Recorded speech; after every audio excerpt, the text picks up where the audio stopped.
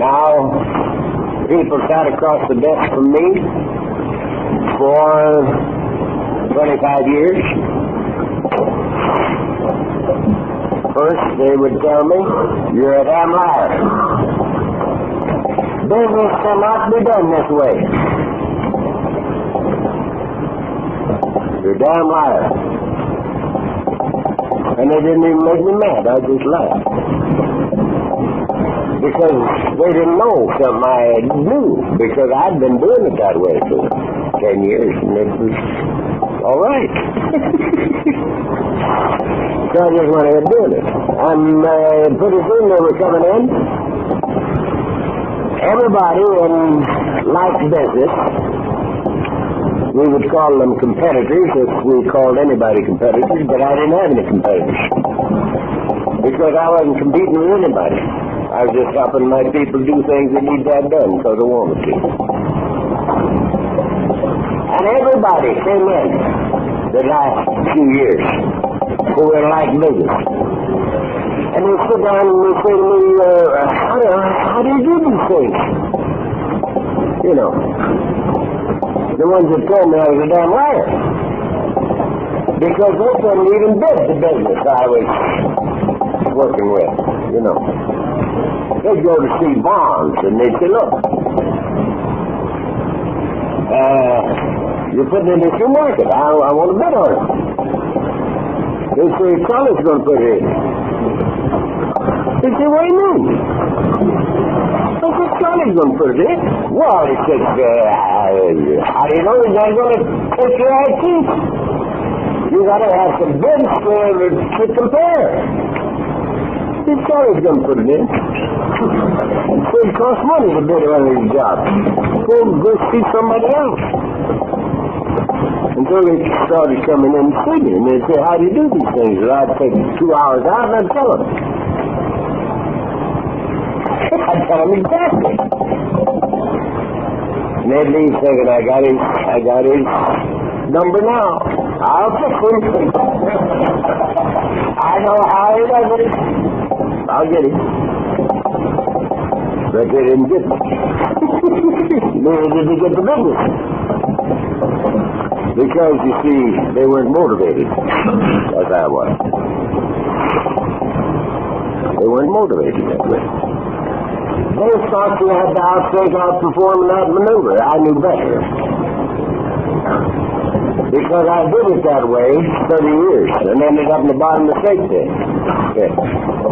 And I did it for free and for fun, helping God's kids do things they needed to have done because they wanted to.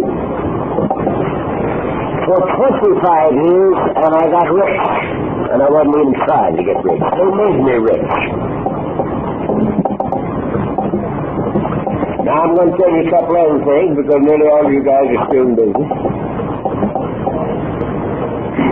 And you'll know very well that this is impossible.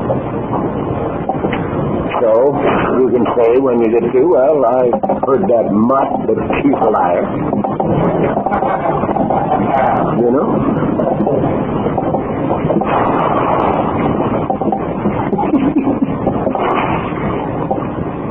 A couple of my Jewish friends at a market at Crenshaw and 101 called Food Something. Now these boys were a couple of youngsters about your age. I had done business with Dad years before when they were little bitty kids running around the store. And I did business with them. And they wanted to change the fixtures in the liquor department. And they had an architect, designed some fixtures and stuff, and called me and said, "Come down and take a look at this. Tell me what they're worth." And I went and looked at them, and I said, "Oh, this guy's drawing up some pretty fancy stuff. I'd never drawn up anything that fancy because it's very expensive." Well, he says, "What do you think it's going to cost?" And there wasn't many of them. And I says, "Hey, my guess is it cost $4,500. He says, put them in. And I put them in. And they were in the store, and he had them working. They were doing a good job for him. And I had my cost in. And I had $5,700 in. My money, $5,700. And I called Dave and I said, hey, do you remember what I quoted you for those fixtures? And he said, no, but he says, I suppose I have it written down here someplace on my desk. Well, I said, don't look for it. I'll tell you. It's $4,500. And I said, hey, you could have them for $4,500. They're in your store and they're doing a good job. And you can have them for $4,500 because that's what I guessed on it. But I was wrong. I had $5,700 in those pictures. See, Charlie had a profit and sent me the bill. And I said, don't want that. I made the mistake. But I would like to get my money out of it. She said, Charlie, put a profit on it and send me a bill and I'll pay you. I said, no, but I'll bill you $700 if that's all right with you. He says if that's the way you want to do it. Now, you know better than that. Nobody would do that. I billed him $700 and he paid. I had another outfit that I did business with. The last deal I put in for him was it's called Pride Center. There was Fallbrook and Dixie out in the West Valley. There was a big deal. And we put it in and it was opened and it was running about maybe 90 days. Did a good job. Beautiful thing. And Dave Shore called me one day and he said, Charlie, you haven't done this. And I said, no, Dave, I didn't know what to bill you. But I got the cost in now, and I can get it together for you pretty fast. He says, how fast? I said, probably an hour, I can call you back. Well, he says, please do. We want to finance this thing. And we have to know the amount. So call me back again, and now I have a quote for it. And I called him, I said, Dave, are you sitting down? And he says, yeah. I said, are you alone in the office? He said, no, Charlie's sitting across the desk from me. I said, is your heart all right? He said, if I have no trouble with it. Well, I said, here it comes. You owe me $225,000.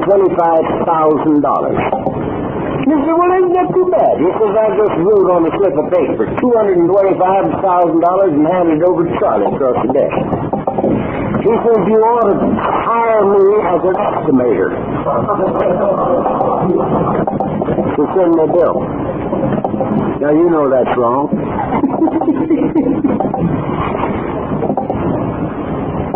He's got to say, well, how about sales tax? And take off the sales tax? You know? Not a word. Send me a bill.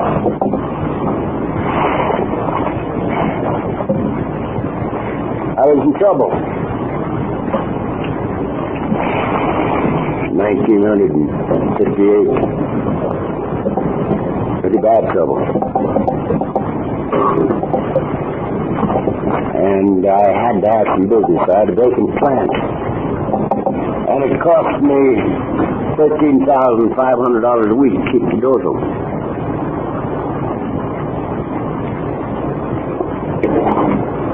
And I had to get some business, so I went out to get it. And I had 5 deals that I thought I could get. Deals that I'd worked on. And they looked like they were mine. And I went to get them. And one after another, they evaporated. But the last one could not evaporate.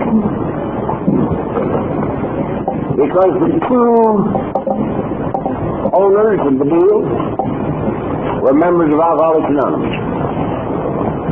28 of their high echelon We're members of Alcoholics Anonymous. Iowa Pork Shop.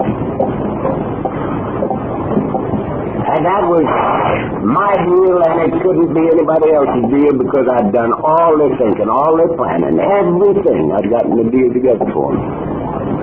And it was mine. And I went down to get it. And about 4 or 5 of us went to lunch and had a good time down there at Welch's on Atlantic. Came back and everybody laughed like rats from a sinking ship. There's nobody left but Harold Hodges and myself. And we went into his office and I reached for the money. And he says, Chuck, he says, I thought you could never get yourself out of that mess you were in up there. And I give this deal to Phil. It was the last of it.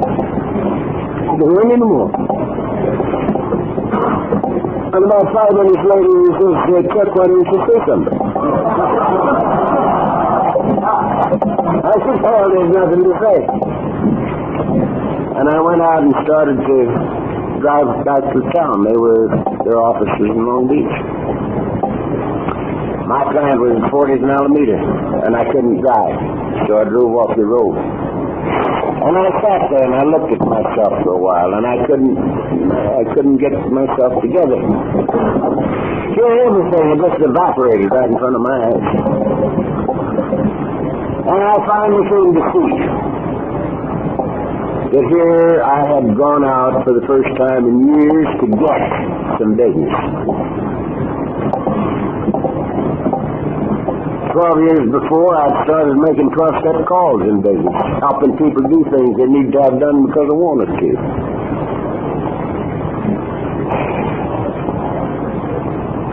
And here there was a pinch, and I had to go get it. And I went out there to get it. And everything evaporated. And I said to myself, can't get any worse. Why don't you start making 12-step calls in business like you did 12 years ago? Let the chips fall where they may. So I gave the business back to my partner and started making 12-step calls. And here's something that everyone of you will know is impossible. Even those who aren't in business, the judges will know this is no good. Where's the judge?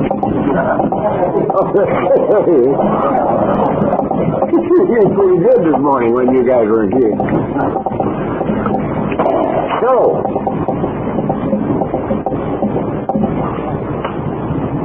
I got back to the office, and either that day or the next, I got a call from the guy in San Bernardino. And he says, Charlie, I have the feeling you're in trouble.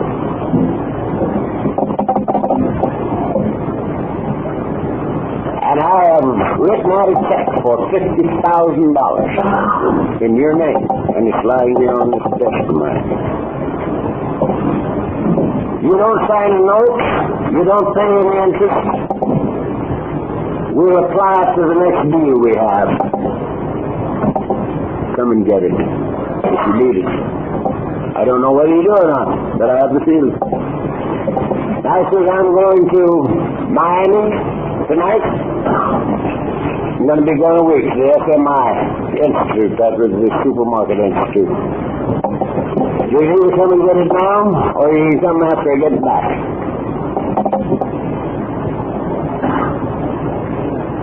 And boy, I'm telling you something. That was something. And I said, Milton, go ahead to Miami. And if I need it when you come back, I'll come and get it. But I want you to know that I'll never forget what you just said to me. It's beautiful. And by the time he got back from Miami, I didn't need it. The place had filled up and it was full until I sold it. Now, gentlemen, what am I talking about? Am I trying to tell you how good I am? No, sir. No, sir. I'm trying to tell you how good this is. The gift of God was made at the foundations of the earth.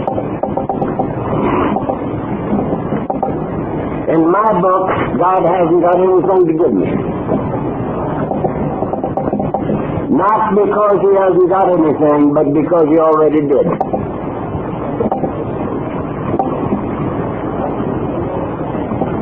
The gift of God was made at the foundation of the earth. He gave us the universe. He gave us himself at the foundation of the earth.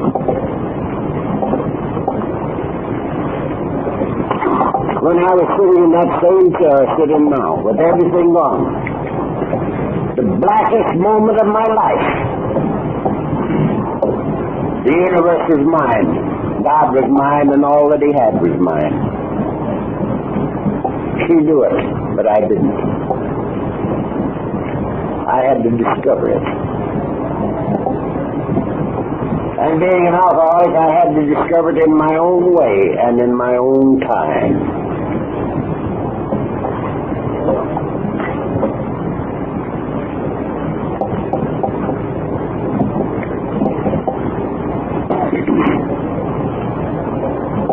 God loved me just as much that day as he does now.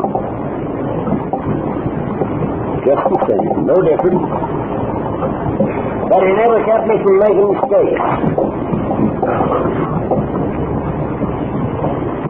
He's a gentleman, God. He don't intrude where he's not wanted. So, he never kept me from making mistakes. He loved me enough to allow me to make my own mistakes, that I might the sooner run out of my own resources and come back home where I belong.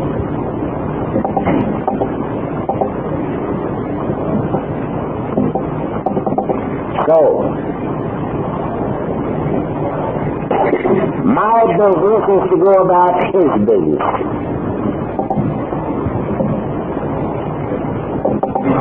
And his business to take care of me.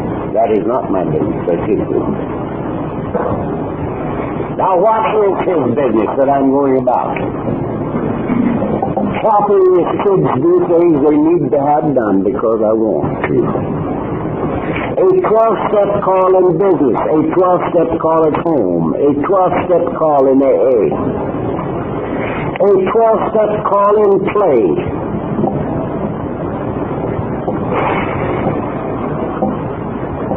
Just worry about our Father's business. That's my business. It's his business to take care of me. And he's done an infinitely better job than I ever did. And I'm most grateful. Now we talked about prayer a little this morning. Wondering why we didn't start these meetings and close them maybe with prayer. And I told you, as far as I'm concerned, this is a prayer. This is a prayer. My life is a prayer. If you'd ask me what's your religion, I would say it's the way I live. That's my religion. Don't make any difference what I call myself. It's the way I live. That's my religion. And so, that's my business, to go about his business. Because I want to. Now, there are a couple of little things that I learned many, many years ago that fit right into this picture. There's an old Upanishad that comes out of India. Most of you scholars know about the Upanishads and the Vedas of India.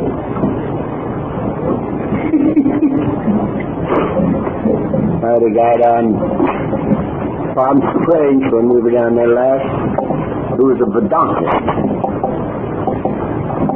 And he was telling me what a bunch of butchers we were in AA as far as spiritual things were concerned. He was telling me that we had to purify our hearts.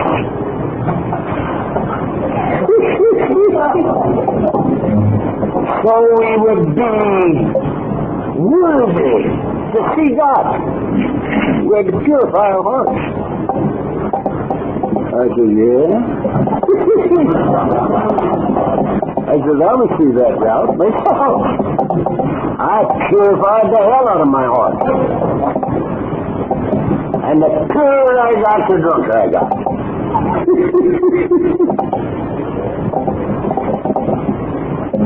I said, you know something, bud? I'm sitting here living too, and I see God. And he didn't know what I was talking about. He couldn't know, you know. Because he thought there was another thing, and there were 4 different things you got to do. Yogi this, and yogi that, and yogi these 2 things. And you yogi yourself right into a purified spirit. Then you can see God. I'm sure glad that ain't the way it is.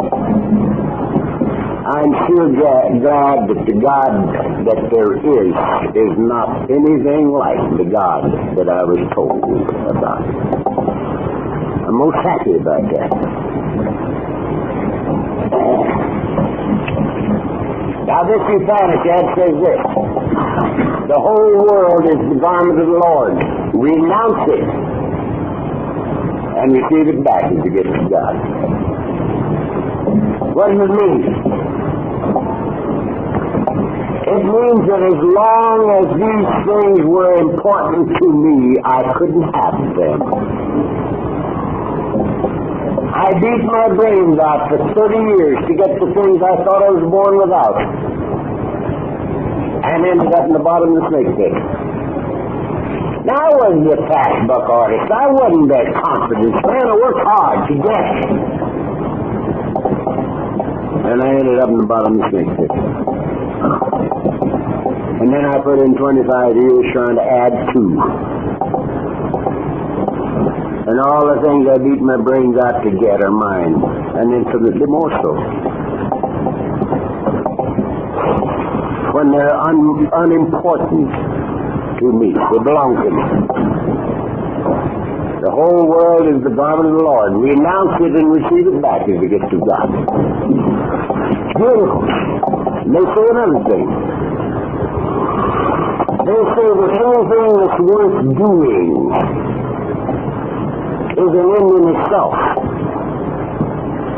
That anything that's done as a means to an end is self-robbery. Now what does that mean? I had, we'll say, 50 men working for me. 35 of them worked for paycheck. They lost 5 days and lived 2 out of every week. They worked for paycheck. 15 of them worked for fun. They had a picnic. They never lost any time. And they were my premium men. They got more money than anybody else. And they lived 7 days a week. Lost no time. Anything done as a means to an end is self-robbery. Even to be good for something is self-robbery. Even if it's being good to go to heaven.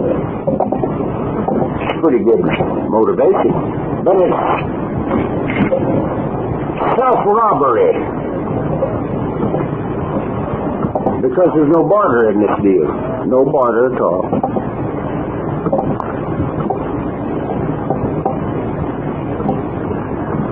We do it for free and for fun because we love it.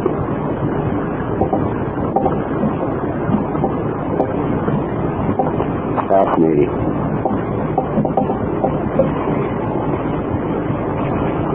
To be good for nothing.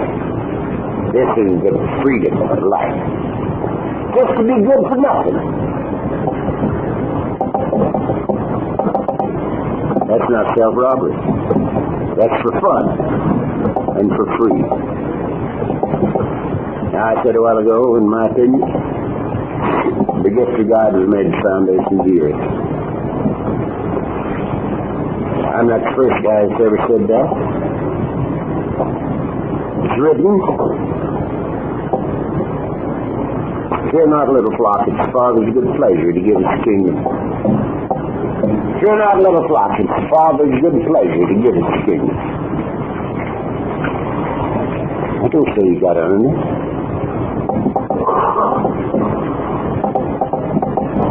It is written, take no thought of tomorrow, what you shall eat, what you shall drink, or wherewithal you should be clothed.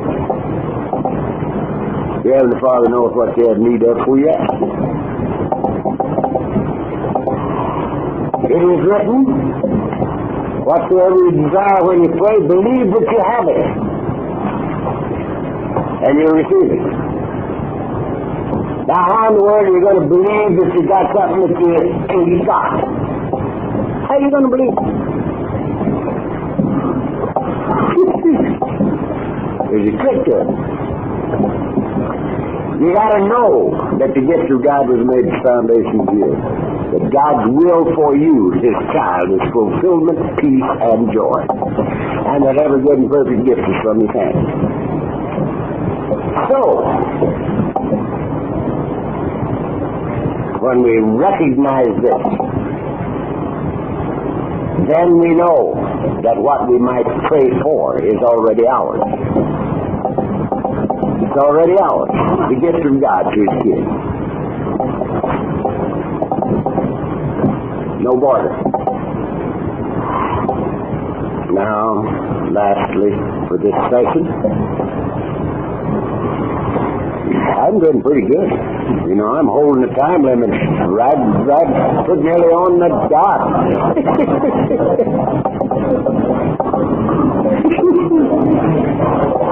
This is a new deal for me. It's reported in the fellowship. They say, what comes out to Chamberlain? And they say, Tuesday.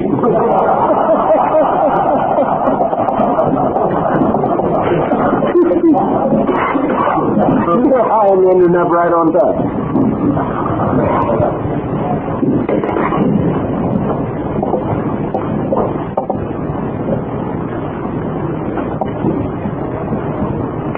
The easy way is the right way. The tough way is the wrong way. There's an easy way and a hard way to do this program. The hard way is to try to do it yourself.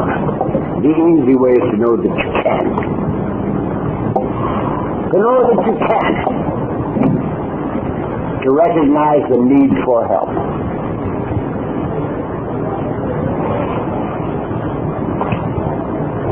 Now, I have never asked God one time in 29 years to keep me sober. I never asked Him once. I've thanked Him a million times, but I've never asked Him once to keep me sober. Because that's not the way I read my book. The way I read my book, it says here are the steps we took. When we took them, something happens. When we don't took them, nothing happens. So, I told Father Barney, I said, I've never asked God to keep me sober. He says, why not? I said, I think that's not His business. I think it's my business to do these things, and His business take Him. And He does it. I don't have to tell Him what to do about His business. And you guys tell me what to do about mine. And I do it. Here's the steps I take. I'm sober. And many, many good things have happened in my life, including the disappearance of the related disorders. Which I didn't spend 5 seconds on.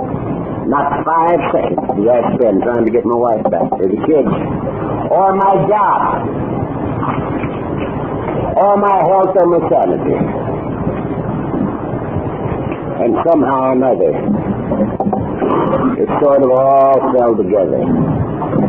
So God's will for you and for me is fulfillment, peace, and joy. The gift of God was made the foundation of the earth. What you came here looking for, the easy way is to know that you can. to know that you can, to recognize the need for help.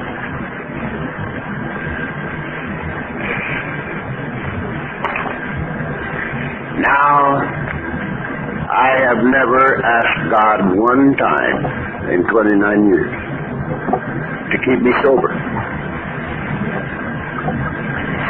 I never asked him once. I thanked him a million times, but I've never asked him once to keep me sober. Because that's not the way I read my book.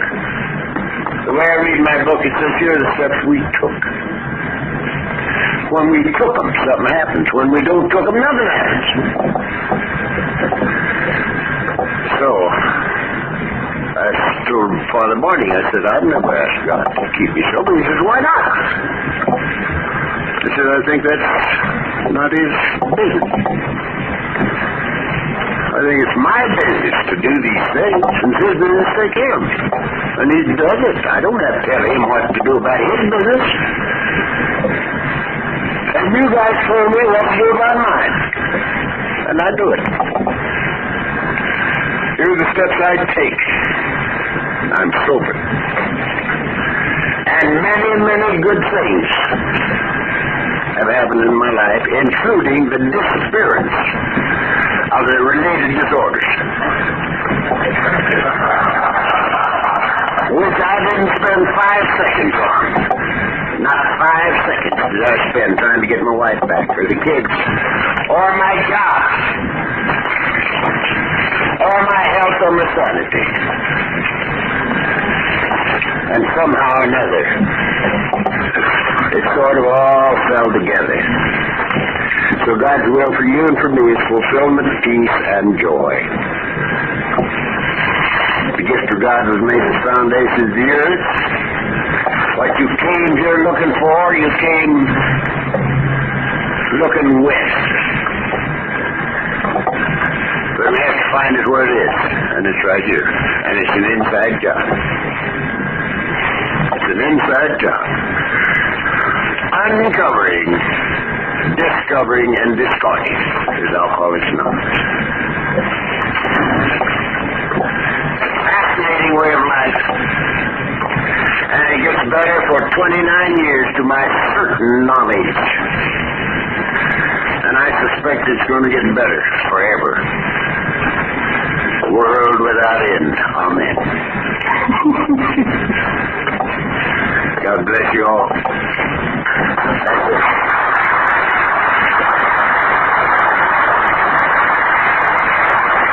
We have talked about the fact that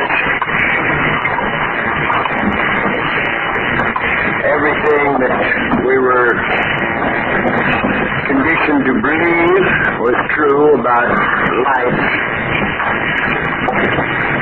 in home, school, and church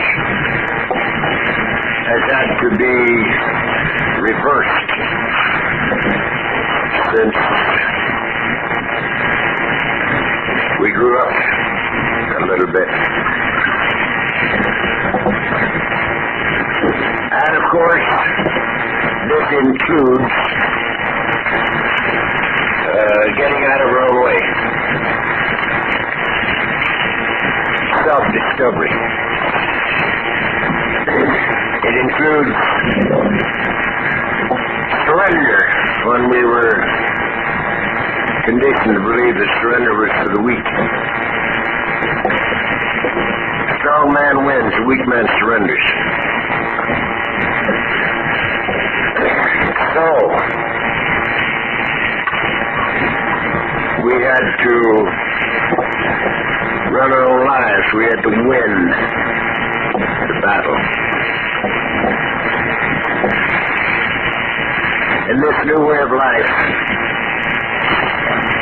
we have nothing to win, nothing to prove, and we're not going any place. Nothing to win, nothing to prove, and we're not going any place.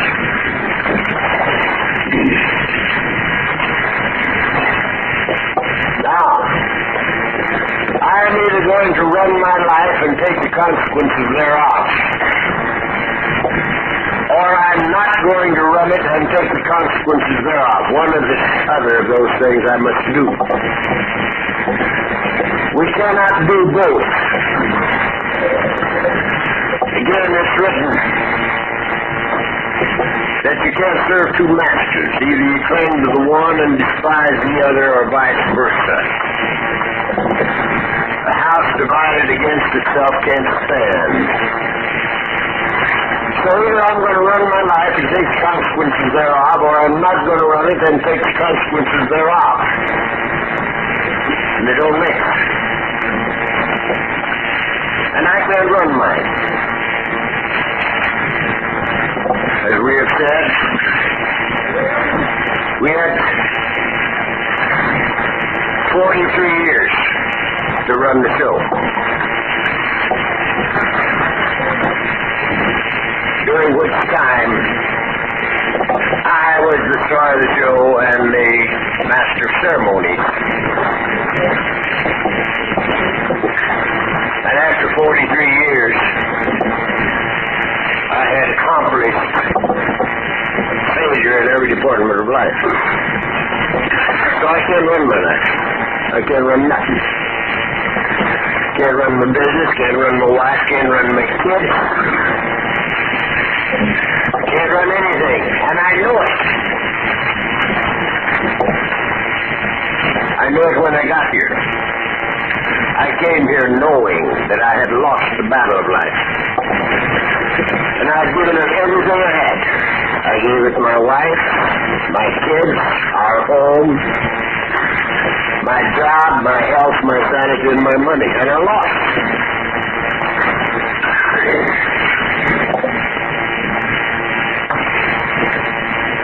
So I can't run my life. It's no big deal as far as I'm concerned, however. Because I don't need to. Because I've lived for 29 years in total expectance of guidance and direction. So, I don't need to run my life. It isn't necessary. And I can't. And I accept it.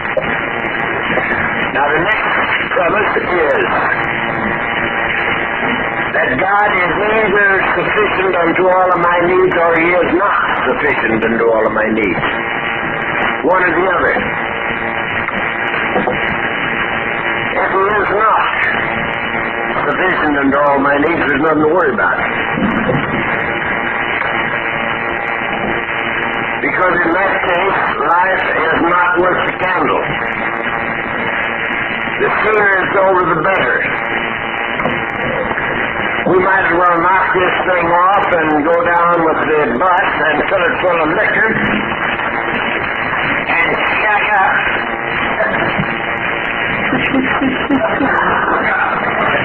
And drink till we die.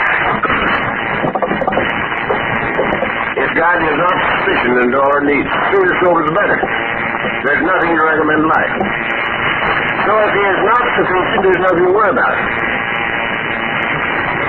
And if He is sufficient unto all my needs, there's nothing to worry about. So it got you both ways. Got you both ways. Because of the is, all I have to do is to act like a kid and prove that I am. And that's written like this. Act as though I am, and I will be, saith the Lord. Act as though I am, and I will be. So, that's all I have to do. To act as if it were true and prove that it is true. And that's what we do in this program of ours. There's nothing else to do. There's nothing else to do because we've already lost. We've already been to human power.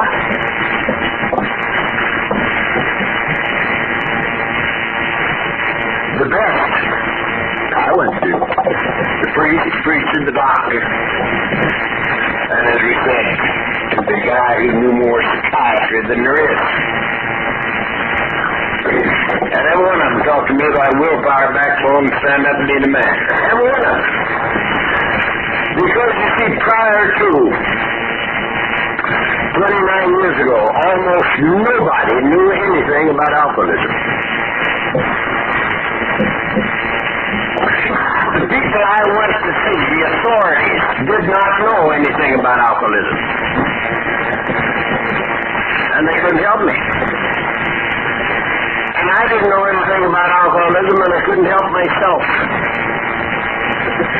So I'd keep right on drinking until the bottle killed me. Before I could even come here to investigate.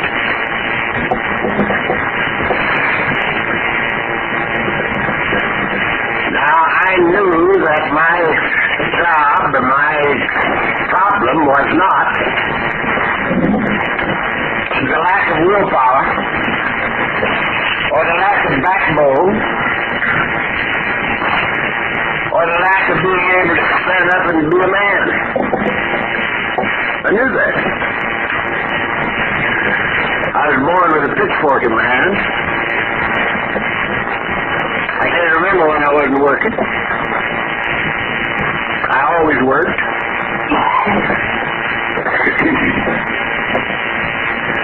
I was a pretty good athlete in my day. And I can say that without fear of successful contradiction because there's nobody here old enough to remember.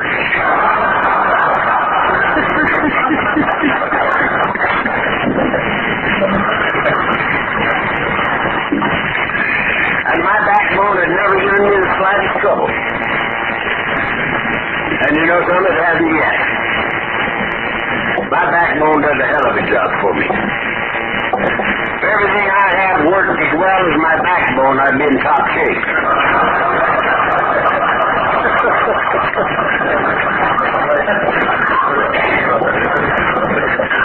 If you want to make a question on that, talk to me tomorrow about it.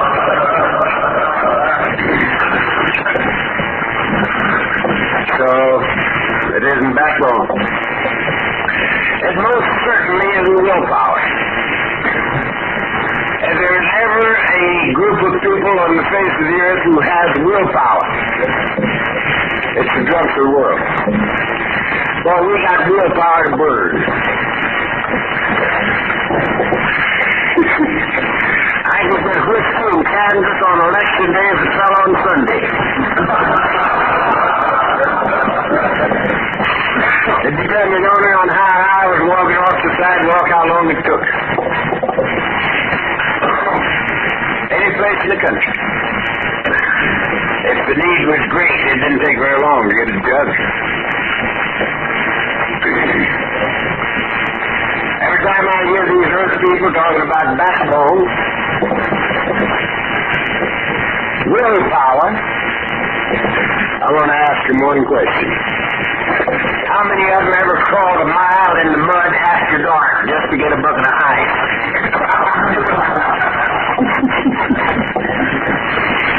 Part of the course for drunk, you know. We got willpower to burn. And then standing up and being a man department, we can give them cards and spades. There's every bunch of philosophers on the face of the earth. It's the drunks of the world. We have all the answers for everybody but us.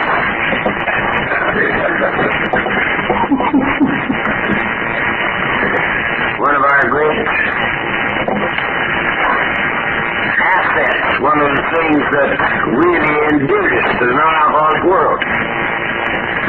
We have always known exactly what is wrong with it. And we didn't mind telling them.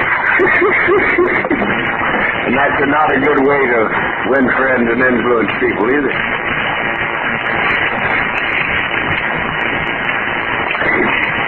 We're a great bunch of philosophers. You could go right now into any bar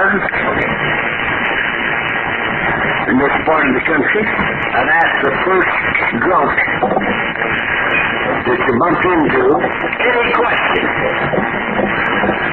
that pops in your head, and he'd tell you. You wouldn't stammer and stutter. He didn't do and say, I don't know. He'd tell you. A great bunch of philosophers. So, I knew all the time that my problem was not willpower, backbone, standing up to the man, but I didn't know what it was. So,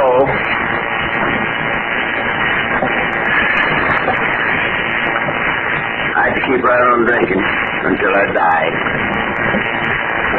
before I could come here and find out.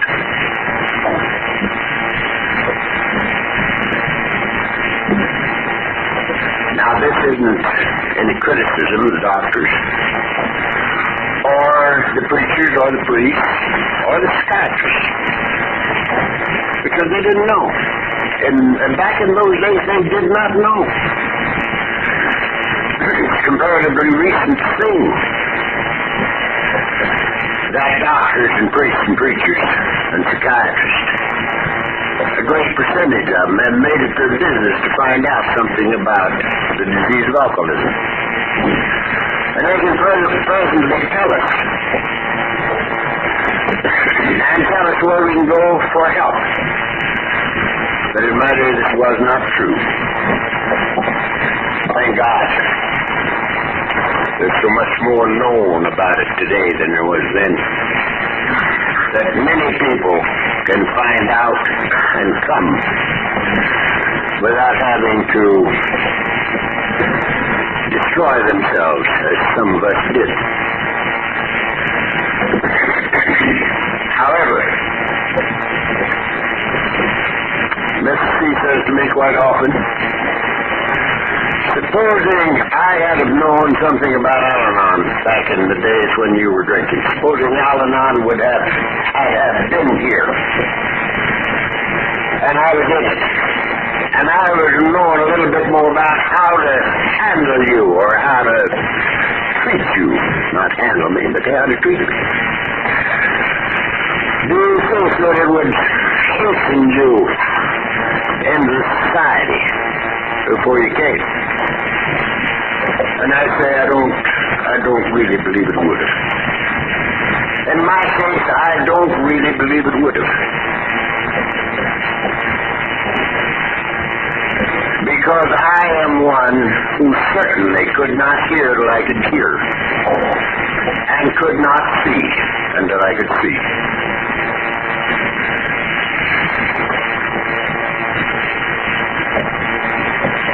As I told you the other day, I read Jack Alexander's article in the Post in 41, and 5 years later,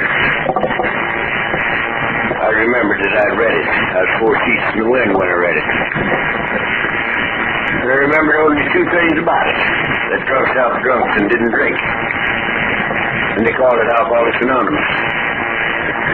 And that's why I said to myself, if I ever live to get out of this bed, I'll find AA.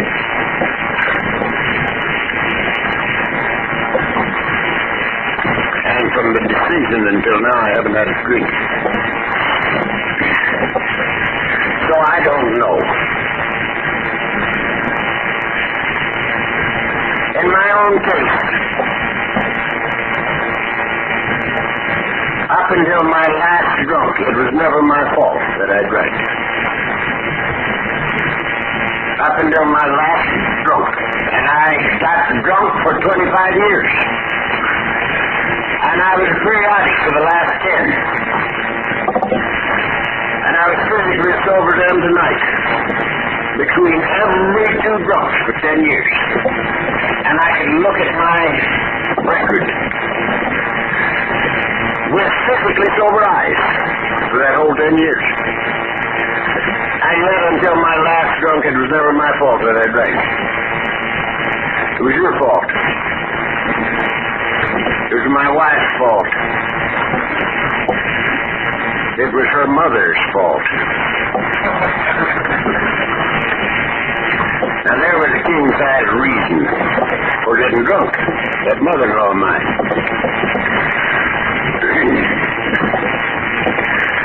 Reminds me of a little story that I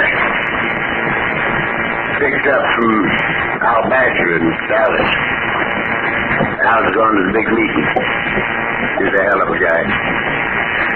He was about 3 or 4 months before me in the program. He soberly died a year or so ago. And he was a great storyteller, and he told this story. He said there's 2 drunks who met on the street. And one of them says the other, how's things? Oh, he says, not good. Well, he says, that's bad. He says, not so bad. He says, I got married. Well, he says, that's good. He says, not so good. He says, I got my mother-in-law, too. Well, he says, that's bad. He says, not so bad. She's got money. He says, that's good. He says, not so good. She wants to boss everything. He says, that's bad. He says, not so bad. She bought the house. He says, that's good. He says, not so good. The house burned down. But he says, that's good and bad. He says, not bad, brother. He says, she burned too.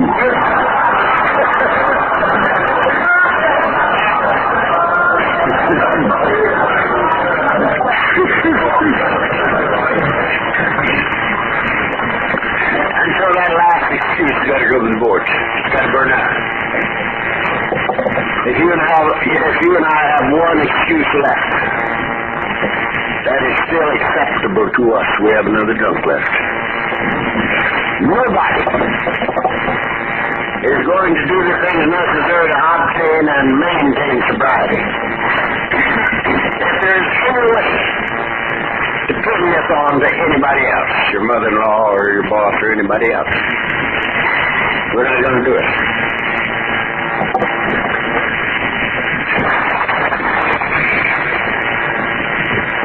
In my own case, I don't remember if I told you this down here or not. I've told it many, many times. But on my next to last drunk, when I went to the kitchen after a glass of buttermilk, Dick and Miss C were sitting in the living room. They heard me let out a beller and heard me hit the floor. I came running out thinking that I was in an alcoholic convulsion, but I wasn't. I was just lying there on the kitchen floor as peaceful as anybody ever saw. Doing nothing, but they couldn't wake me up. And they tell me I was a peculiar color. I was blue. They got all exercise and called the oxygen squad, and they came down. And after a while, they woke me up.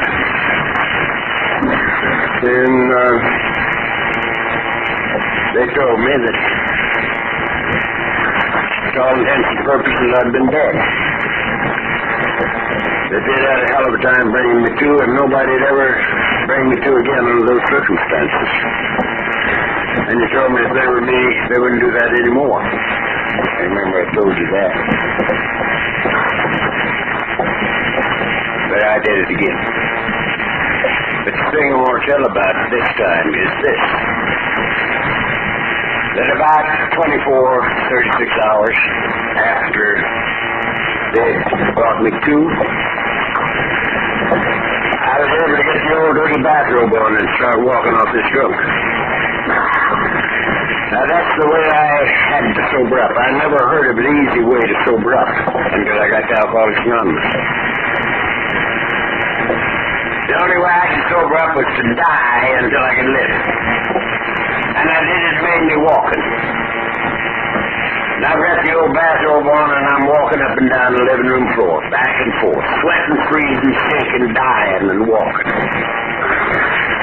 Miss C was standing over the fireplace. And I was walking away from her. And she said, Chuck, don't you think you might get a little help if you'd read the book Alcoholics Anonymous?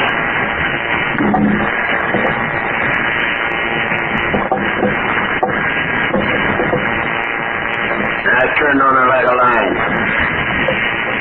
I said, you, my very own wife, suggesting that I read a book written by a bunch of drunks. I have read all the good books by the good authors. And you wonder me why I think you wound me deeply. 48 hours before, and she wounded me deeply. And I polished her off completely by saying, and besides,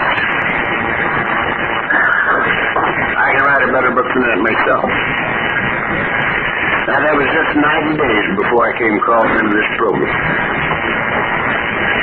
Just 90 days. I'd been getting drunk for 25 years. And she wounded me deeply by suggesting that I read this book. So I doubt very much that there was any way that I could have gotten here, except the way I came. And that was through totally burnout, which happened to me in my last time out. Now, many times people hearing a guy like me, or some of you, who had everything happen to them that can happen to anybody. And they say, well, those things didn't happen to me. I've never been in jail. I've never had DTs. I've never had convulsions. I've never had trouble with elephants. You know, I had a lot of trouble with elephants. I may be one of the few people that ever lived in Beverly Hills that were charged by a herd of elephants. That almost never happens in Beverly Hills. They're running me right out of the town. No convulsions. I've had them all. And they say, well, those things haven't happened to me, therefore I'm not an alcoholic. Now we think that there's no degrees of alcoholism. You can either drink well or you can't. One or the other. Alcoholism is a great deal like pregnancy. A gal don't get any more pregnant in 8.5 months than she was 15 seconds after conception. It just shows more. Same thing's true with us. I don't think we get more alcoholic. I think it just shows more as time goes on. And it don't make any difference how many of those things you've missed. You know whether or not you can drink well. And if you can't drink well, you might be an alcoholic. We say in this dealing of ours, if alcohol interferes with your personal life, your business life, or your social life, any one of these three, maybe, any two perhaps, and the three of them, you're cinched. But there's another little question that I like better all three of those. And it's very, very simple. It is necessary for you to wonder whether or not you're an alcoholic. If you are, sign up for the secretary before you leave. I have never caught a non-alcoholic wondering whether or not they were not alcoholics in 29 years. It's always been an outfit that's trying to figure out some way to beat this rat.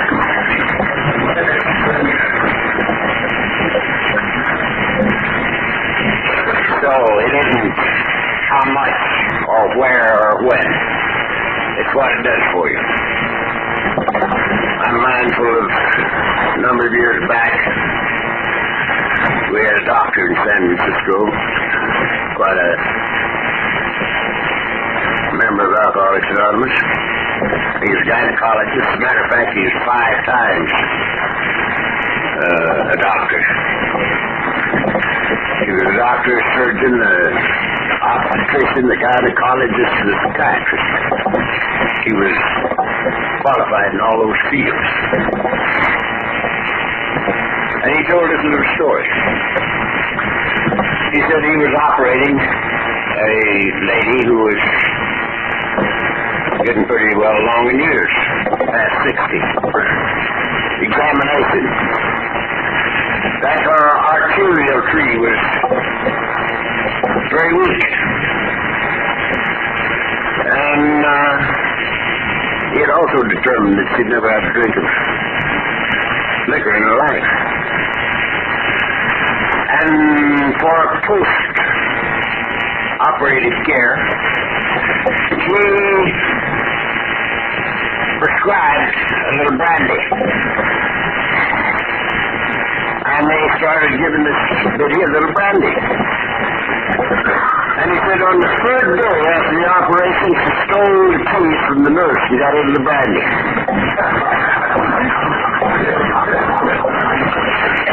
And she never had a drink in her life up until that time.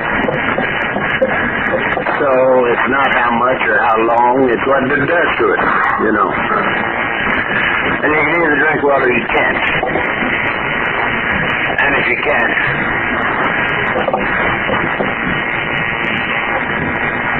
this program is for you. And the quicker you embrace it, and the quicker you do something about it, the better. Because alcoholism gets worse, never better, in its manifestation. I'm actually 29 years worse off so far as successfully drinking liquor is concerned than I was when I got here. And I know it. I know it, and I don't have to take it to prove it. But because I have been close to and active in this program for the whole time I've been here. And when you're close to and active in, all you got to do is keep your eyes open. Your friends are forever taking that drink for you. So you don't have to take it. They do your experimenting for you if you keep your eyes open. Now, there are two or three little things that I want to add to this before I take off.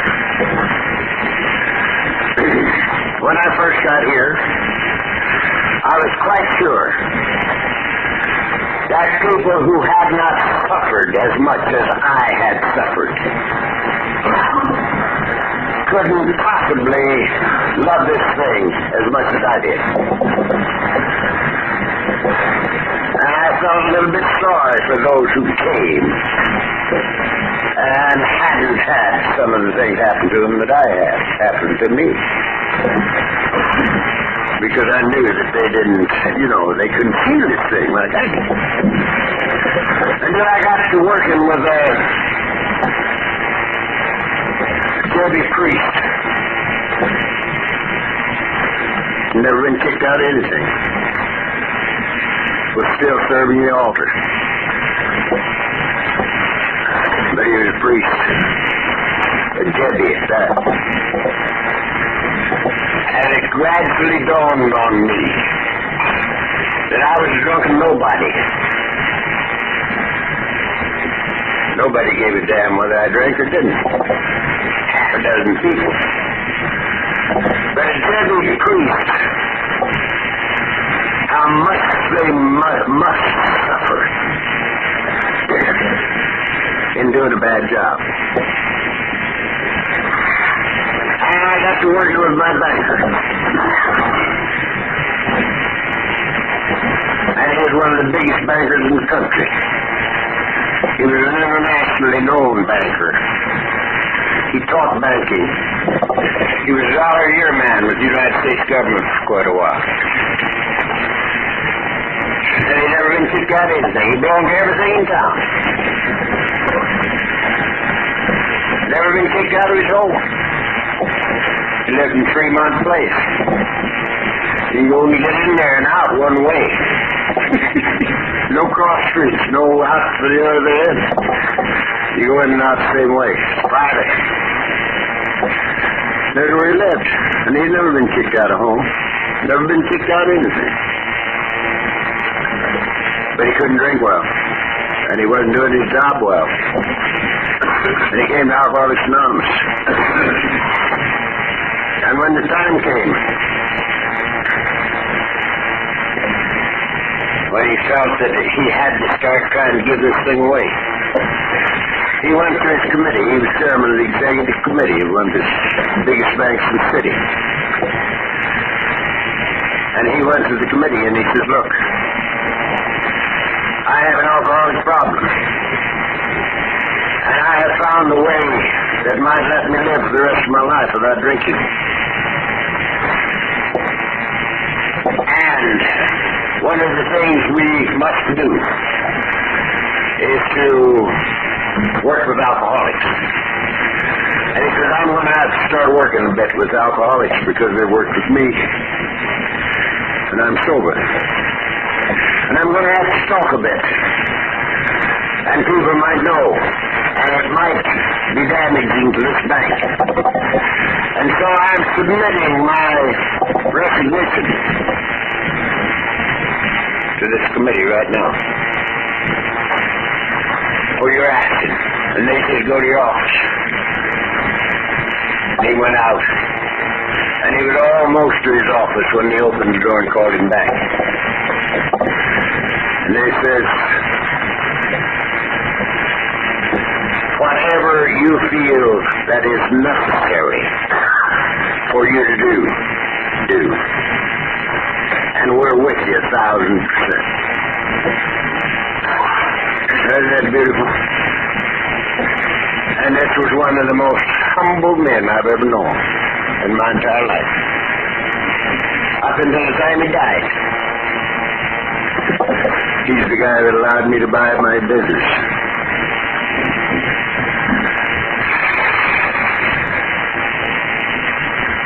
Beautiful, beautiful man. And we used to sit between Christmas and New Year's every year and have lunch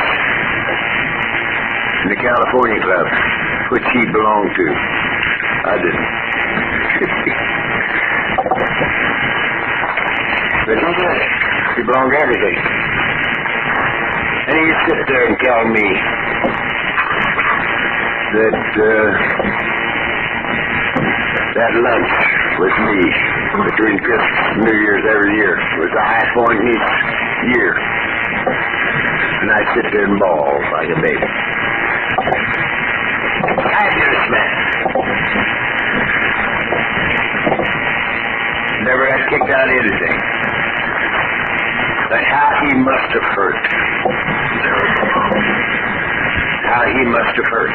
So I had to come to see that it's not possible for you and for me to decide how much somebody else is hurt. We don't know what's going on inside of somebody else. And they might have hurt 10 times, 100 times worse than I. And here I was sort of pitying him because he couldn't love this thing as much as I did.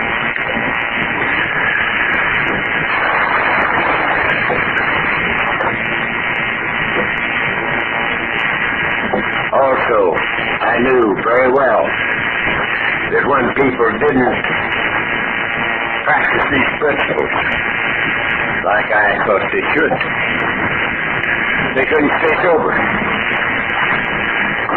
Our book tells us we cease to fight anything and anybody, or everything and everybody. We cease to fight. We had an old boy in our group in Beverly Hills that fought everything and everybody. He was a year and a half sober when I got here.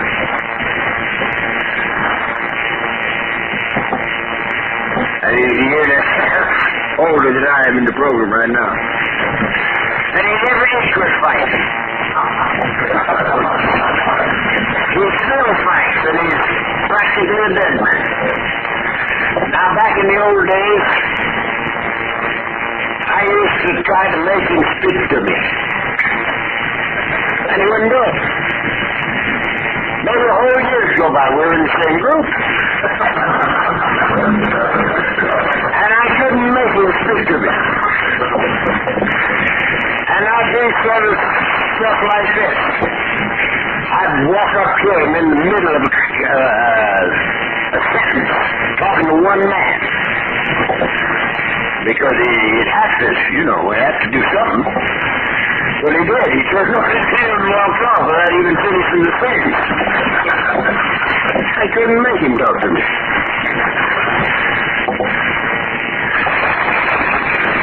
And when I got my 21st birthday, he gave it to me.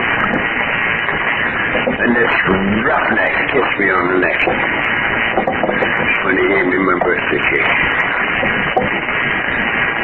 He may be one of the guys that loves me the most in this town now.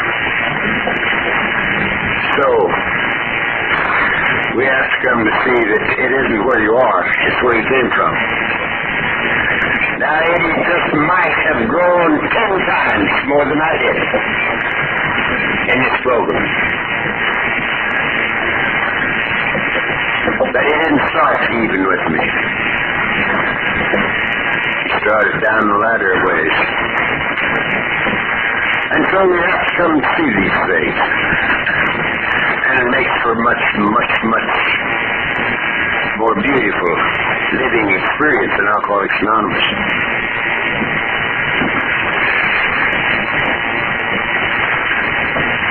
Now,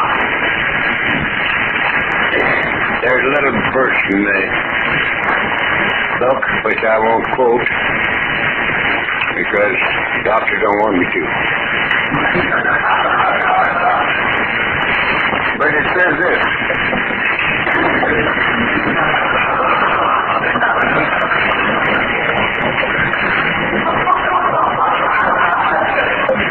Blessed is he who condemneth not himself in that which he alloweth. Blessed is he who condemneth not himself in that which he alloweth. What does that mean? I believe it means that if you can do a thing without condemning yourself, it's not so bad. But if you condemn yourself for it, you better jolly well quit or it'll kill you. And I think this is one of the greatest differences between a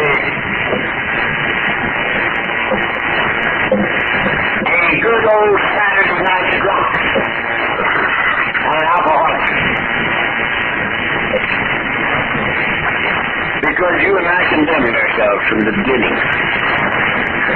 Now, if we were raised in a religion that did not condemn us for moderate drinking, maybe we didn't condemn ourselves for moderate drinking, but we condemned ourselves for a bad performance. So from the beginning, we condemned ourselves. I knew better than to drink before I ever took my first drink.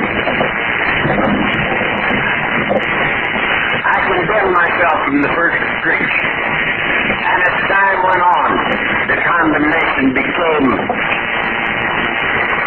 hatred. And we end up hating our guts. We can hardly look in the mirror to shave because of self-loathing. Blessed is he who condemneth not himself in that which he alloweth.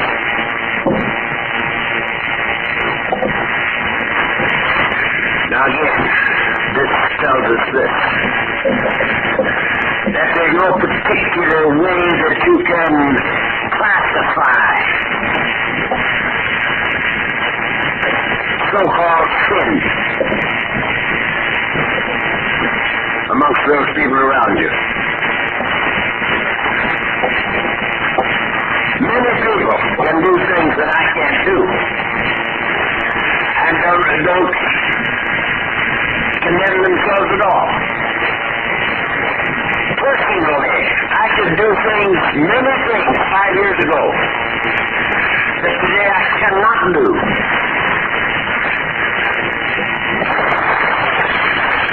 And so it depends on where we are, what we can do, and what we have to get rid of. And it's a continuous process. Because the higher we go, the more we have to discard. And the more we discard, the freer we become. It's amazing.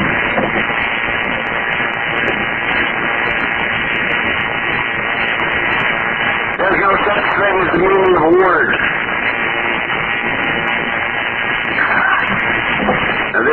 controls my mind. And the way it came about, I got thinking some time back.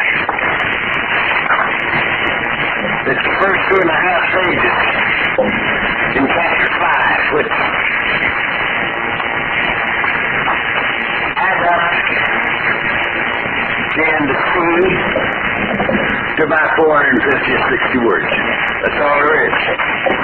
And I never counted them, but I think that's about it.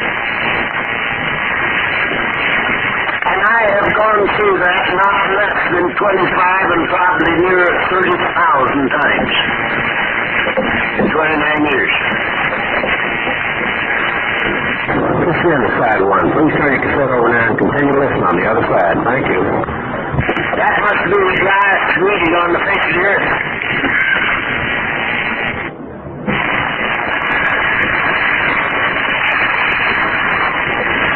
They're always new. Every time I hear them, they're always new. Every time I read them. Every time I talk about them, they're new. The words remain the same, but we don't. And it depends entirely where we are, like the mean. And they will always be more meaningful.